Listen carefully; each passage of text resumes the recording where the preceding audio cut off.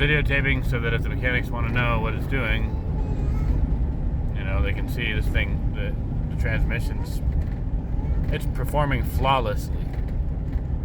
It was fine until we found that the oil was low and that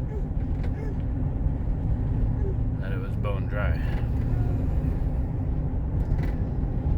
So the mechanic shop didn't do everything they were supposed to do, like check the seals and all that.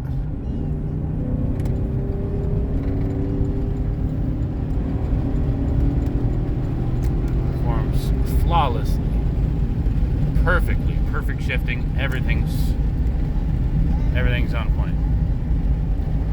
So